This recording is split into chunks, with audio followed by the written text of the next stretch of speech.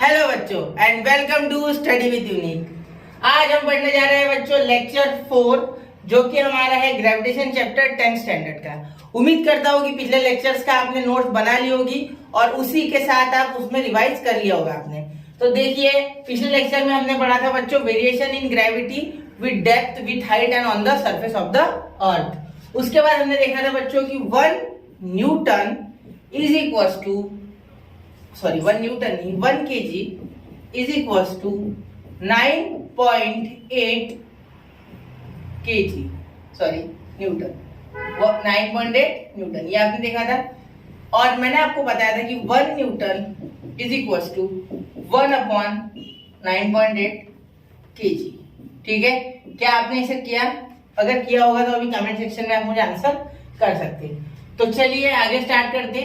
अब हमारा आगे का टॉपिक, उसके पहले मैं एक शॉर्ट एग्जांपल लेना चाहूंगा जो पिछले लेक्चर में रह गया था हमारा, जो कि हमने नहीं लिया, उसे एक बार देख लेते हैं। तो देखो शॉर्ट एग्जांपल क्या है। If a person weighs 750 newton, if a person weighs 750 newton मतलब एक इंसान का वजन कितना है बच्चों? 750 न्यूटन। आपके टेक्स्ट बुक से ये लिया ये 750 newton. On earth how much would his weight on the moon? Moon आपको पता है weight is equal to mg, यानी ग्रेविटी से इसे फर्क पड़ता है। ठीक है, ग्रेविटेशन एक्सेलरेशन से फर्क पड़ता है वेट को। और radius 1/3.7 of that of the अर्थ। मतलब आपको क्या लेना है? Moon mass is 1/81 of that of earth, मतलब 1/81 मास ऑफ अर्थ के ये मून का मास है, मास ऑफ मून। और रेडियस भी इसका अर्थ से, radius of moon is equal to 1.37 radius of earth, ऐसा आपको दिया है ये ई यानी अर्थ। ठीक है, तो देखिए सबसे पहले यहाँ क्या किया है, ये मैंने जो यही लिखा वही यहाँ लिखा है। एक बार आपको इसी से समझा देता। देखो सबसे पहले देखो ये कैसे लिखा, हमें रेशो में दिया है कि भाई mass of earth and mass of moon 81 है, मतलब दोनों का रेशो, मतलब 81 टाइम्स है कौन? अर्थ किसके? मून के। मतलब अगर मुझे किसी ने पूछा कि भाई मून का मास कितना है तो मैं बताऊंगा 1/81 इंटू मास ऑफ अर्थ, समझ गए। और मुझे किसी ने अर्थ का मास पूछा तो मैं बताऊंगा 81 टाइम्स मास ऑफ मून, समझ गए। क्योंकि अर्थ बड़ी है, सीधी सी बात है, तो यहाँ मल्टीप्लाई होगा, यहाँ डिवाइड होगा, आ गया ध्यान में। ठीक है, और रेडियस के मामले में भी ऐसे 3.7। ठीक है, radius of earth upon radius of moon is equal to 3.7। ठीक है, अब वेट ऑफ द पर्सन कितना है बच्चों? 750। कितना है? 750 न्यूटन। ठीक है, वेट हमेशा न्यूटन में गिनते हैं, लेकिन आप केजी में ही बोलना हर जगह जहां आप रेगुलर यूज करते हो, और हम भी वैसे ही करते हैं। ठीक है, लेकिन याद रखना है कि फिजिक्स के हिसाब से वो गलत है। Let the mass of the person be m kg। कितना है? m kg। तो वेट ऑन अर्थ कितना है? mg 750, यहाँ दिया हुआ है देखो न्यूटन।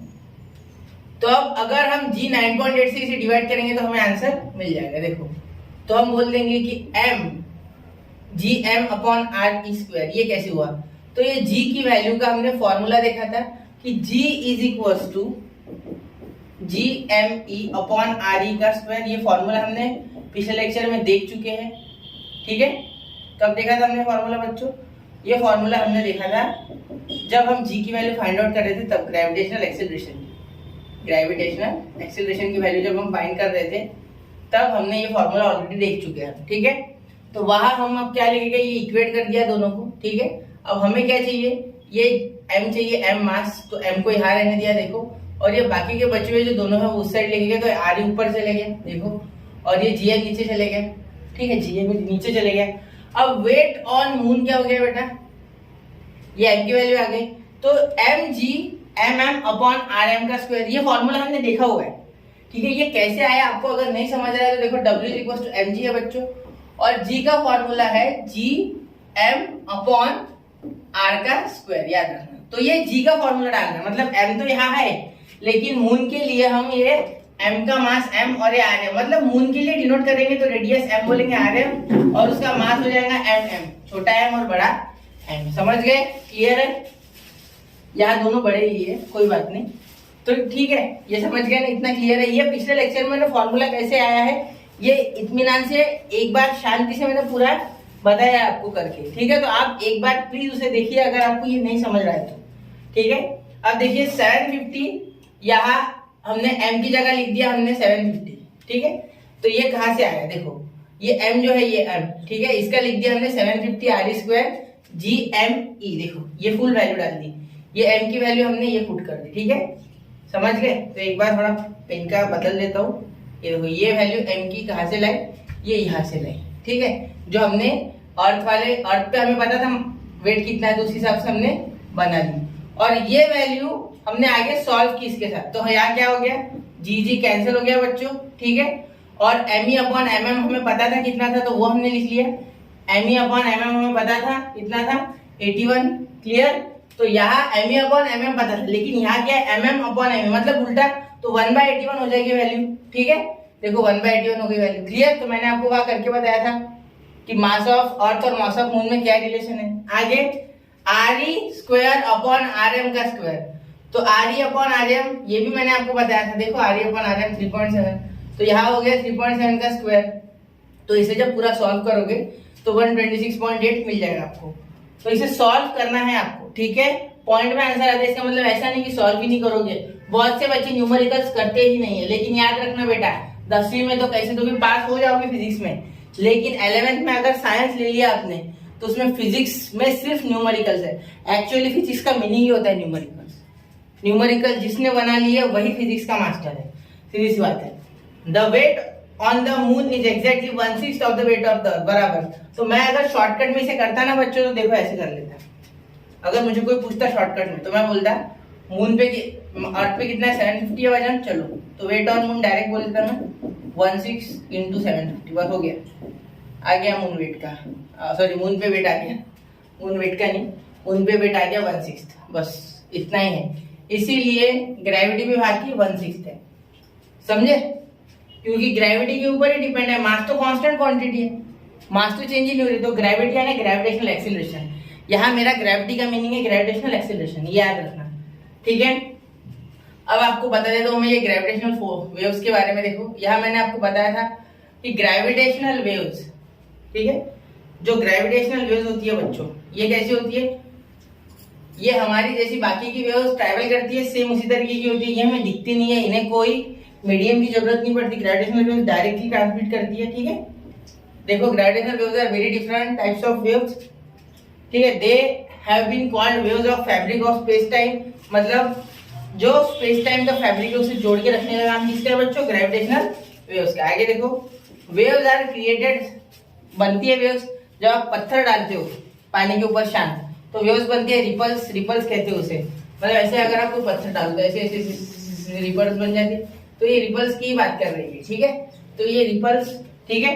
तो waves, light is electromagnetic wave, आपको ऑलरेडी पता है, gamma rays, X rays, ultraviolet rays, infrared waves, microwave and radio waves are all different types of electromagnetic wave. Astronomical objects emit these waves, we receive them, are instruments, all our knowledge about the universe have been obtained through these waves, बराबर।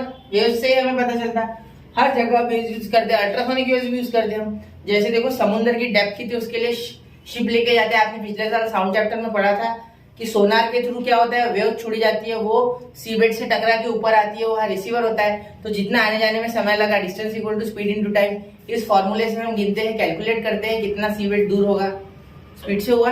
थोड़ा आराम से करके देखो, क्योंकि मुझे पढ़ाना भी है ये वाला, और वो आपको नॉलेज भी देना थोड़ा बहुत, ठीक है। तो Einstein predicted their existence in 1960। Einstein sir ने हमें बताया था this waves are very weak and it is very difficult to detect them. मैंने आपको ऑलरेडी बता दिया था कि इनको डिटेक्ट करना बहुत ही मुश्किल है, ठीक है।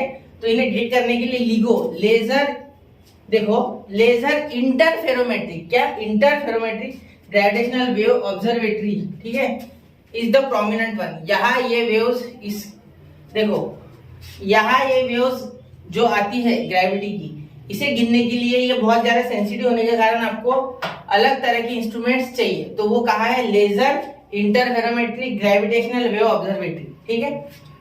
Exactly after hundreds of years of their prediction, scientists detected these waves coming from an astronomical source. Indian scientists have contributed significantly in this discovery. This discovery has opened a new path to obtain information about the universe. मतलब सारे astronomical object जितने भी है, ठीक है, पूरे ब्रह्मांड में, वो सारी ग्रेविटेशनल वेव्स छोड़ती है। ये हमें किसने बताया बच्चों? हमें बताया है आइंस्टाइन सर ने। ठीक है, तो उसके बाद और साइंटिस्ट आगे बढ़ते गए, धीरे धीरे साइंस में प्रोग्रेस होती गई और आज की ये कहानी है कि हमें दूसरे गैलेक्सीज के बारे में भी धीरे धीरे इंफॉर्मेशन मिल रही है। ठीक है, तो चलिए चलते हैं आगे।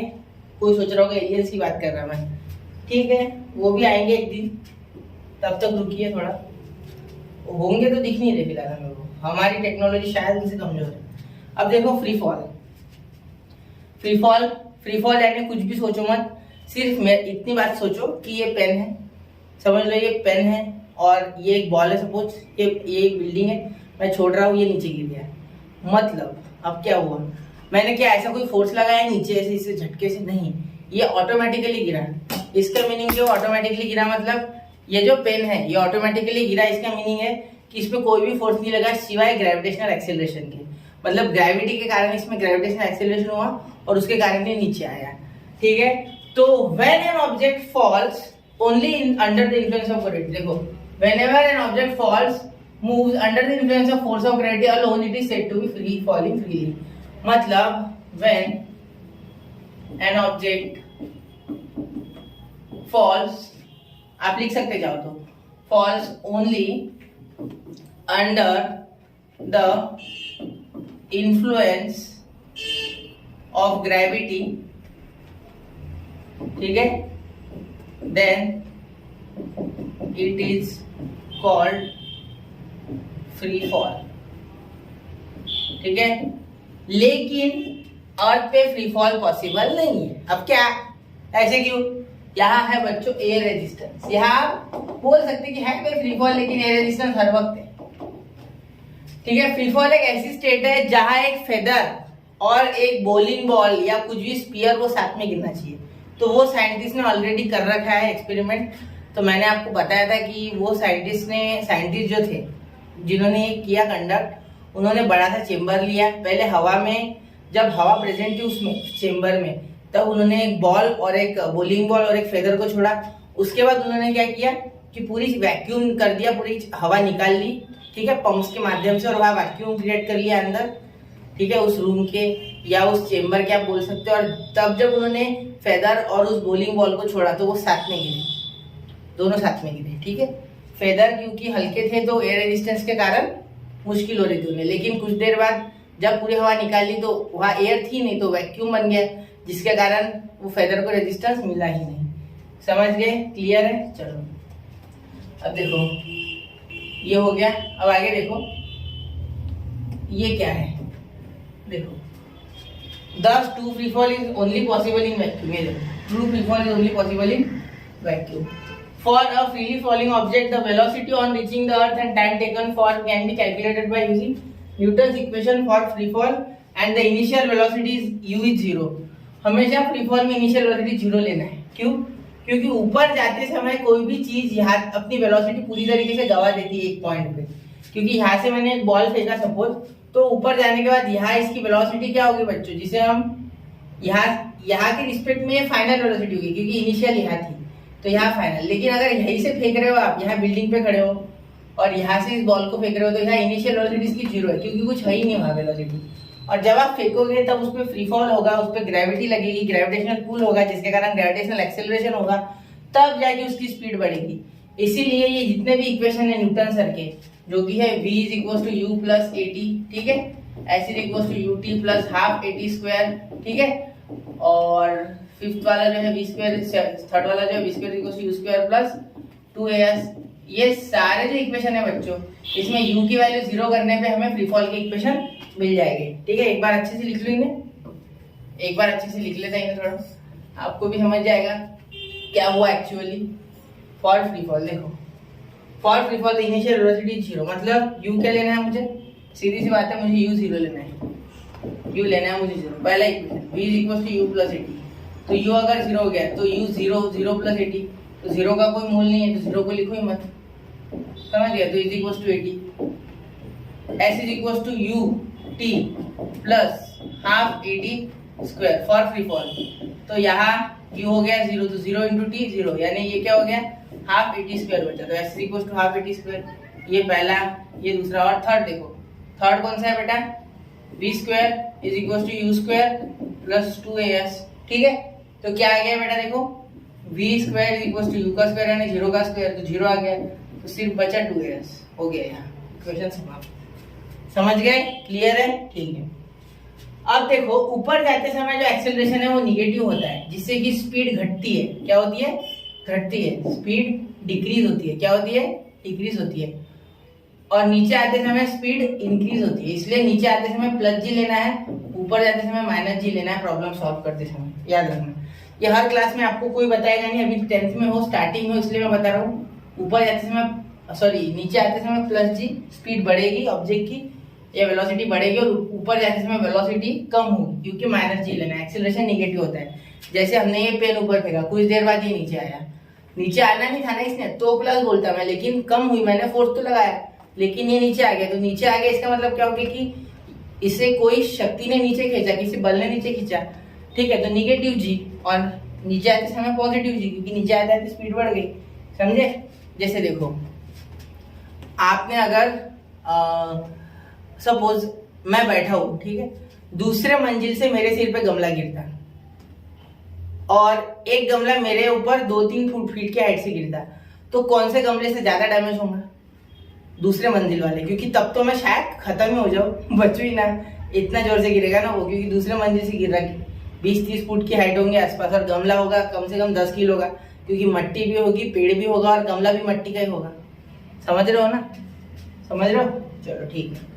अब देखो, the value of G same for all objects, ये बात सही है हर जगह। ठीक है, ये किसने प्रूव किया? देखो, Galileo is said to have performed an experiment around 1590 in Italian city of Pisa. He dropped 2 spheres of masses from a leaning tower of Pisa. Leaning tower of Pisa बताएगा, ये इस तरीके का टावर है, वो थोड़ा लीन करता है, मतलब इतना नहीं, मैंने ज्यादा कर दिया, थोड़ा सा ये ऐसा। ज्यादातर ऑब्जेक्ट जो होती है जमीन पे बनने वाली बिल्डिंग वो सीधी होती है, लेकिन लीनिंग टावर थोड़ा सा लीन है, मतलब उसका एंगल 90 नहीं है, मतलब जमीन के साथ, देखो जमीन के साथ एंगल वो बनाता है वो 90 नहीं है, वो ऐसे थोड़ा झुका हुआ है। ठीक है, तो देखो अभी भी वो झुक रहा है, ग्रेविटी उसको दबा रही है, धीरे धीरे वो ऐसे होते, और उसका थीटा जो है वो कम होते जा रहा है। इस साइड बढ़ेगा, इस साइड कम होगा, क्योंकि इस साइड वो झुक रहा है। ठीक है, तो देखो दो उन्होंने क्या किया, स्पीयर्स लिए और अलग अलग मास के, और उनको छोड़ दिया। ठीक है, तो देखो demonstrate that reaches at the same time, दोनों एक ही टाइम पे गए, अलग अलग मास के होते हुए। ठीक है, when we dropped a feather and heavy stone at a experiment from the height, they do not reach. क्यों नहीं रीच करते? क्योंकि वो फ्लोट करता है फेदर।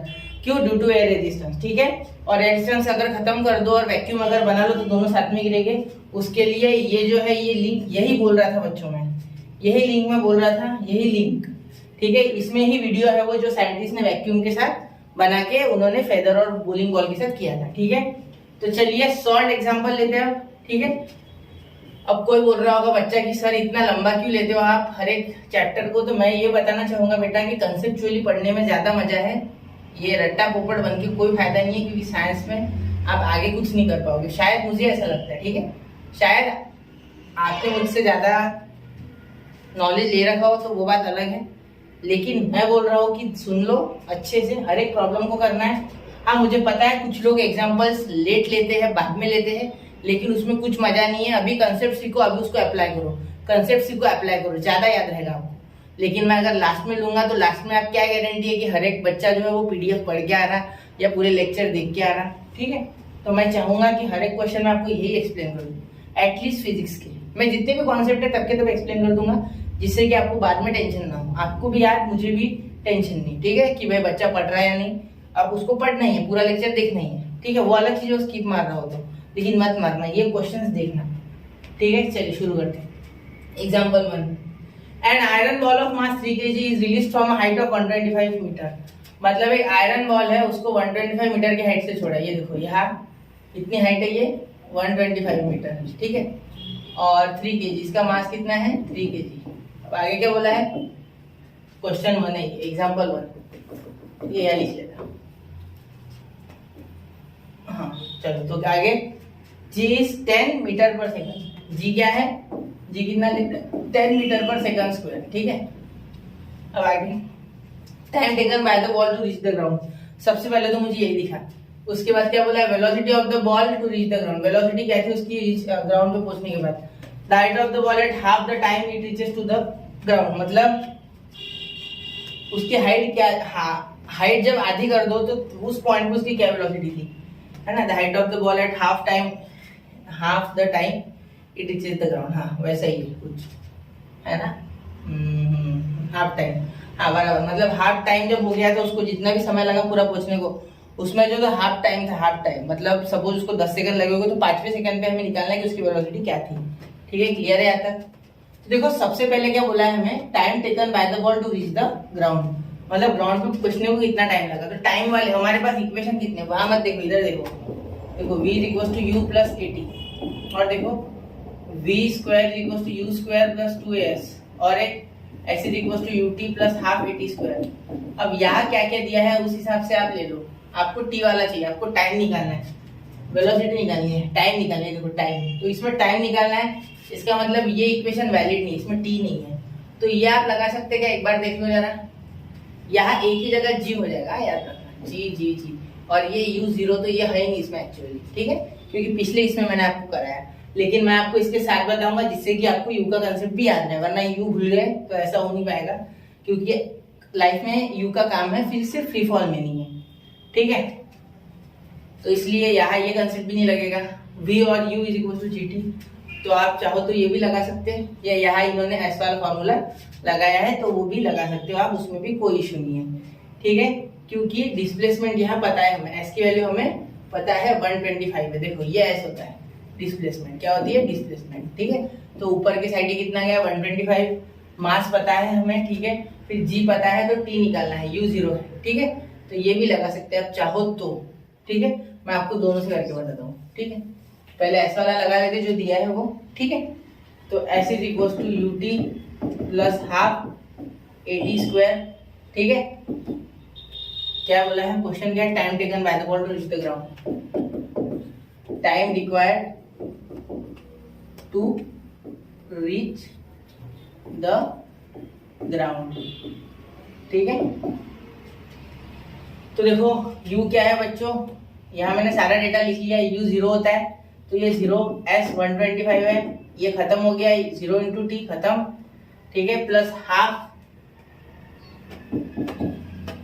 क्या है हमारा, हाफ at स्क्वायर, a क्या है बच्चों 10 है, और a ही यहाँ g है, a यहाँ क्या है g है, याद रखना, a is equal to g, चाहो तो यार लिख लो a is equal to g, ठीक है, याद रखना, इसे रेड कलर से कर देता है, ठीक है, ठीक है, अब देखो हाफ इंटू 10 इंटू टी का स्क्वायर तो टी स्क्वायर, अब यहाँ ये 2 हो गया तो 125 अपॉन या 5 हो गया ये, तो 5 से डिवाइड तो T square is equal to 25, तो 25 क्या आता है by taking square root on both side, T is equal to plus या माइनस का 5, लेकिन टाइम निगेटिव नहीं रहता इसलिए T is equal to positive का 5 सेकंड, ऐसा आप बोल सकते, ठीक है, समझ के टाइम आ गया 5 सेकंड। अब आप उसमें भी डाल के देख सकते हैं v is equal to u plus A T, उसमें भी सेम आ जाएगा, ठीक है, लेकिन एक प्रॉब्लम है वहां की, हमें फाइनल वेलोसिटी नहीं पता, ठीक है, तो फाइनल वेलोसिटी निकालनी होगी, इसलिए वो फॉर्मूला हमने नहीं लगाया है, ठीक है, क्लियर है, आज तक ये समझ गया आपको। चलो तो आगे का बता दूं, ये छोटा कर लूं मैं, यहाँ पे मैं इसे छोटा कर लूं, क्लियर है, ठीक है, एक मिनट पूरा छोटा कर लेता हूँ मैं अभी, ये जो भी है, ठीक है, अरे क्या हो गया, चलो यही कर लेते हैं, अगला क्वेश्चन भी इस जगह में इतना हो नहीं रहा। तो देखो velocity of the ball on reaching the round, मतलब क्या थी उसकी वेलोसिटी जमीन पे पहुंचने के बाद, तो फाइनल वेलोसिटी के लिए क्या लगाएंगे, v is equal to u plus A T, ठीक है, फॉर वेलोसिटी, ठीक है, आफ्टर रीचिंग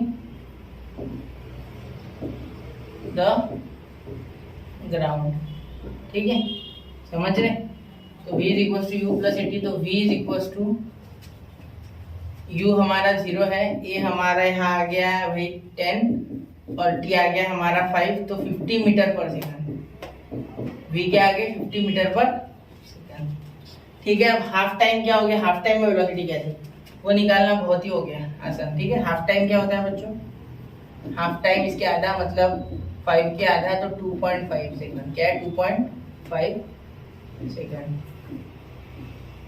ठीक है, तो क्या हो जाएगा यहाँ, ठीक है 2.5 सेकंड, तो s is equal to ut plus half at²। ठीक है, कितने दूर पहुंचा वो, देखो distance, the height of the ball, तो s निकालना है इसलिए s ले लिया। तो u क्या है बेटा 0, तो हाफ at², ut खत्म हो गया, तो हाफ इंटू a कितना है बच्चों 10 है, a 10 है, t कितना है बच्चों 2.5 का स्क्वायर, तो 2.5 का स्क्वायर 6.25, क्योंकि 625 होता है, तो यहाँ आ गया 5 और यहाँ आ गया 6.25। ठीक है, समझे? हाँ 6.25, क्योंकि इसका स्क्वायर 25 का 625 होता है, आपको पता होगा ये चीज। और 6.25 से अगर 5 को मल्टीप्लाई किए तो 31.25 आपका आंसर, 31.25 मीटर आ गया। मतलब जब आधे रास्ते में ये पहुंचा, आधा टाइम हो गया था 2.5 सेकंड, तो ये कितना नीचे आ गया था 31.25 मीटर। तो देखो बच्चों, जादू ऑफ इक्वेशंस, मतलब जिससे आपको कभी भी प्रैक्टिकली कोई चीज करने की जरूरत नहीं है, आप थोड़े बहुत इक्वेशंस लगा के ही वैल्यू निकाल सकते हो, और ये एक्यूरेट है। ठीक है, याद रखना, आसपास एक्यूरेट है, बहुत एक्यूरेट होती है ये चीज। ठीक है, ऐसी ही पूरी दुनिया एक्सेप्ट नहीं करके बैठी है। ठीक है, याद रखना, इतनी रिसर्च एंड डेवलपमेंट इसके भरोसे ही चलती है। ठीक है, अब देखो एग्जाम्पल 2 ले लेंगे एक बार। ठीक है, मैं एग्जाम्पल तो लूंगा भाई, आप चाहे निषेध करो, मुझे लेना है, क्योंकि अगर आपको आगे बढ़ना है तो आपको एग्जाम्पल सीखनी होगी। Example 2, a tennis ball is thrown up and reaches height of 4.05 metre. अब टेनिस बॉल को ऊपर फेंका और कितने हाइट पे पहुंची 4.05 मीटर। ठीक है, मतलब ऐसा आ गया 4.05 मीटर। दूसरा क्या हो गया, and before coming down what was its initial velocity. मतलब ये हमें, हाँ, before coming down how much total time will it take to come down, और g बोला गया है 10 मीटर पर सेकंड स्क्वायर। तो क्या बोला है हमें, टोटल इनिशियल वेलोसिटी, मतलब u क्या था इसका, u निकालना है। तो u निकालने के लिए पहले आपको देखना होगा कि क्या क्या दिया गया है। हमारे पास 3 इक्वेशन है, v equal to u plus at। बहुत से बच्चे कंफ्यूज हो जाते हैं, गिवन डाटा के सिवा कुछ नहीं हो सकता। ut प्लस हाफ at², और एक है v square equal to u square plus 2as। तो इसमें देखो हमारे पास क्या क्या है, हमारे पास g और s है। तो ऐसा g हमें जिसमें a हो, मतलब g यानी a है हमारा, तो जिसमें a यानी g और SOC, मतलब a यानी a और SO, बाकी सब दिया हुआ हो, पका पकाया हो बाकी का। ठीक है, तो एक चीज दिमाग में रखो बच्चों, कि जब इनिशियल वेलोसिटी निकालने बोली है, तो जब मैं इस पेन को फेंक रहा हूँ, सुनो सुनो सुनो गौर से, देखो ये पेन है, ये मैंने फेंका, ये टेनिस बॉल है सपोज, तो इनिशियल वेलोसिटी तो है, मैंने पहले तो वेलोसिटी दे दी, लेकिन ऊपर जाते जाते निगेटिव एक्सीलरेशन के कारण ऊपर जाके वेलोसिटी 0 हो गई। नहीं समझे क्या? देखो ये पेन है, मैंने ऐसे फेंका, ऊपर गया, देखो यहाँ इस पॉइंट में, देखो अच्छे से देखना, इस पॉइंट पे या 0 हो गई, मतलब ऊपर जाते समय नेगेटिव एक्सीलरेशन हुआ, तो उस पॉइंट पे जाके वेलोसिटी 0 हुई, मतलब फाइनल वेलोसिटी 0 हुई। इनिशियल वेलोसिटी थी, इनिशियल यानी जब स्टार्ट हुआ, और फाइनल यानी जब पहुंचा, तो v यहाँ पे v क्या होगा 0 होगा, 0 मीटर पर सेकंड होगा। सही बात है। तो यहाँ ये है हमारे पास, इसमें की सारी क्वांटिटीज है। t पता नहीं भाई, टाइम भी तो निकालना है, शायद टाइम निकालना है क्या, टाइम भी निकालना है। ठीक है, तो ये v स्क्वायर वाला लगा के मैं फाइनल वेलोसिटी तो निकाल ही लूँ, मतलब initial v square u square plus 2as। काय के लिए है ये, क्या कर रहे हैं, for initial velocity, for initial velocity, ऐसा लिख लिया चाहिए वो, और ये फिगर भी निकाल लिया करो आप, ठीक हो सके तो बुक में भी निकाल लिया करो क्या हो रहा। ठीक है, तो 0 का square is equal to u क्या है हमारा, यही निकालना है सर, 2 × 8 10, और ऐसे हमारा 4.05। तो इसे कैलकुलेट करने के बाद आपका u square is equal to क्या आ जाएगा बेटा, यहाँ आप क्या ले सकते, ये g ऊपर जाते समय वेलोसिटी कम हो इसलिए माइनस ले सकते, तो यहाँ g आप -10 ले लीजिएगा, क्योंकि ये माइनस हो गया। तो माइनस क्यों हो गया बच्चों, क्योंकि ऊपर जा रहा है, क्या जा रहा है ऊपर, मैंने बोला था ना अपोजिट डायरेक्शन, तो -g लेना है, इसलिए यहाँ -10 लेना होगा। ठीक है, समझ गए। तो इस पूरे को सॉल्व करोगे आप, तो आपका आ जाएगा 81, क्या हो जाएगा बच्चा 81। सही है। अब देखो आगे, by taking square root u is equal to 9, अब पॉजिटिव 9 ही लेना वेलोसिटी, निगेटिव वेलोसिटी कैसे होती है मुझे नहीं पता, पॉजिटिव वेलोसिटी होगी, ठीक है, वेलोसिटी पॉजिटिव होगी। Therefore the initial velocity of the ball is 99 metre पर सेकंड। अब क्या बोला है आगे, how much total time will it take to come down, g is equal to 10 metre पर। अब टोटल टाइम कितना लगेगा, तो t निकालना है। तो आपके पास दो फॉर्मूले, फॉर टोटल टाइम, ठीक है, नीचे आने के लिए उसे कितना समय लगा है, ठीक है। जो अब हम क्या निकालेंगे नीचे आने के लिए समय के हिसाब से, तो हमारे पास दो फॉर्मूले, V square is equal to U square plus 2s और एक s is equal to U T plus half A T square. तो दोनों की दोनों की हमारे पास वैल्यूज है, V square U square plus 2s ये भी है और s is equal to U T plus half A T square भी है। तो आप दोनों लगा सकते हैं, ठीक है। लेकिन यहाँ ये लगाया है s वाला, तो वही आपके लिए मैं लगा रहा हूँ, क्योंकि जिससे आप बाद में रिविजन करो तो आपको आसानी हो, ठीक है।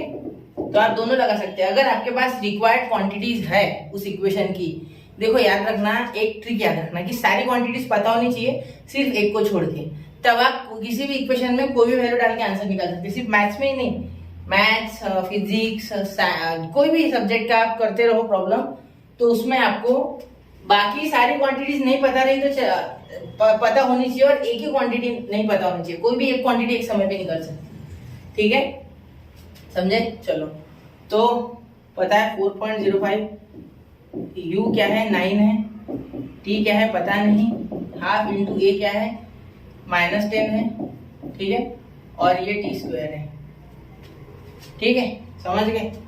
तो u है ना, u तो 9 है भाई, क्या तो u 0 ले लिया इन्होंने, u 0 कैसे ले लिया भाई, फाइनल वेलोसिटी, इनिशियल वेलोसिटी,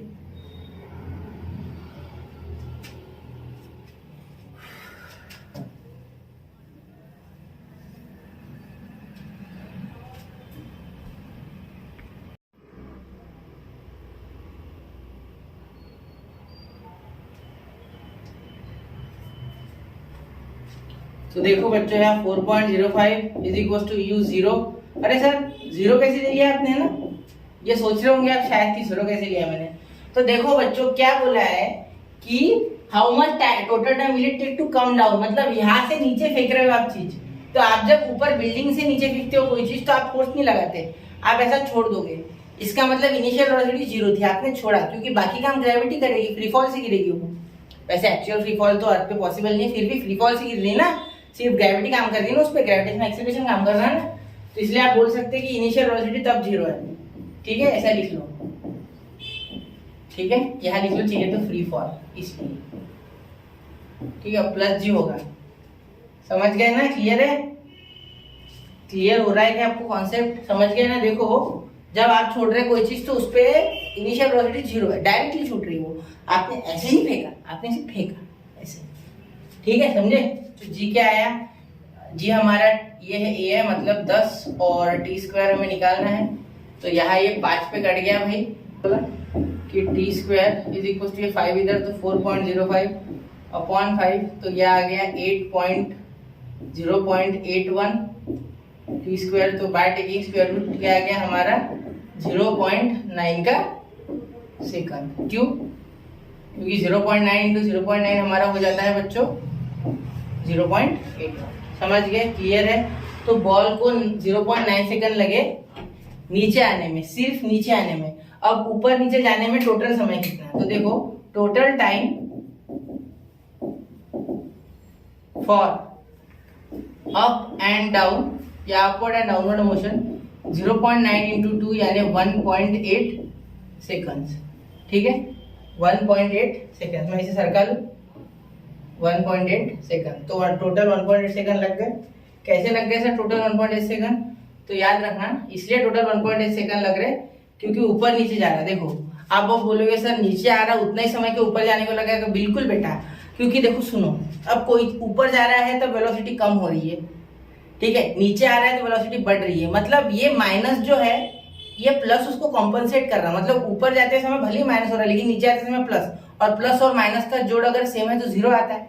तो इसलिए हम बोल सकते हैं कि जितना समय ऊपर जाने में लगा उतना ही समय नीचे आने में लगेगा, समझे। मतलब यहाँ क्या था, जब फेंका तब स्पीड ज्यादा थी, वेलोसिटी ज्यादा थी, और उसमें क्या हुआ, नीचे आते आते उस पॉइंट के बाद वेलोसिटी ज्यादा हो गई, ठीक है, मतलब ऊपर जाते समय वेलोसिटी घटी है ना, लेकिन नीचे आते समय बढ़ी, इसलिए उन दोनों ने एक दूसरे को कंपनसेट कर लिया, इसलिए हम बोलेंगे कि टाइम कैसे लगा, सेम, इसलिए 1.8 सेकंड्स। ये SEC चाहिए, एक मिनट, SEC, ठीक है, समझ गए, क्लियर है ये क्वेश्चन आपको। देखो बच्चों, अब आगे है हमारा 13 जो कि gravitation potential energy, escape velocity, और बाद में लूंगा मैं ये आपका एक क्वेश्चन। तो चलिए अगले लेक्चर में मिलते हैं, भले ही 2 पेज बाकी है, लेकिन यहाँ कोई हमें घाई गड़बड़ नहीं है, यहाँ आराम से सीखेंगे, अच्छे से सीखेंगे, कंसेप्चुअली सीखेंगे। तो पढ़ने के लिए, आगे बढ़ने के लिए कंसेप्ट जरूरी है। चलिए मिलते हैं अगले लेक्चर में, तब तक के लिए पढ़ते रहे, नोट्स बनाते रहे, आगे बढ़ते रहे।